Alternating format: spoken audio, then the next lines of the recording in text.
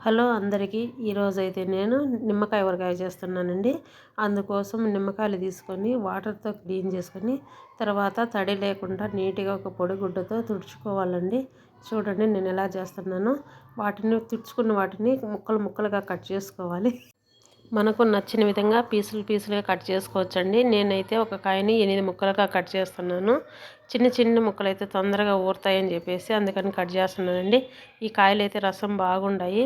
రసం బాగుంటే ఊట బాగా వస్తుందండి. అందుకని రసం ఉండే కాయలు అయితే మనకు ఊరగాయకు బాగుంటాయి.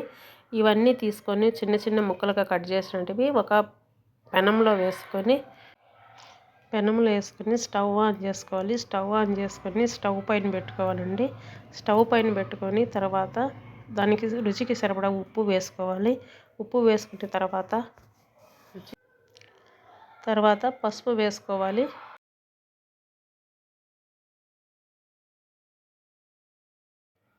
పసుపు వేసుకున్న తర్వాత గరిటె తీసుకొని కలబెట్టుకోవాలి.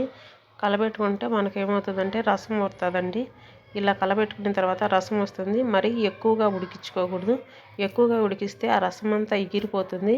కొద్దిగా లైట్గా ముక్క కొద్దిగా ఉడికేంత వరకు చాలు. ఎక్కువగా ఉడికితే రసం అంతా ఆవిరైపోతుంది. తర్వాత ఉడికిన దాంట్లో నేను వేసిన ఉప్పు సరిపోలేదండి. ఇంకా కాస్త ఉప్పు వేసినాను. ఉప్పు వేసి పక్కన పెట్టేశాను. కొద్దిగా చల్లారిన తర్వాత కారపొడి వేసాను. ఎందుకంటే వేడి మీద కారపొడి వేస్తే కలర్ చేంజ్ అవుతుంది. అందుకని గోరువెచ్చగా ఉన్నప్పుడు కారపొడి వేసినామంటే బ్లాక్గా కాకుండా ఎర్రగా బాగుంటుంది చూసేదానికనేసి. తర్వాత ఒక పెనం పెట్టుకున్నాను. ఆ పెనంలో మనకు ఆయిల్ సరిపడా వేసుకున్నాను. ఆయిల్ హీట్ ఎక్కిన తర్వాత ఆవాలు వేసుకున్నాను. తర్వాత ఒక 5 ఎండుమిరపకాయలు వేసుకున్నాను. తర్వాత తెల్లగడ్డలు వేసుకున్నాను.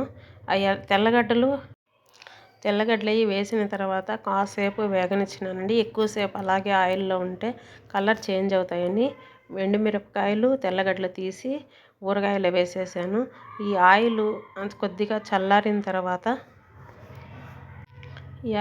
చల్లారిన తర్వాత ముందుగా మనం చేసి పెట్టిన ఊరగాయలు వేసి కలబెట్టుకున్నానండి.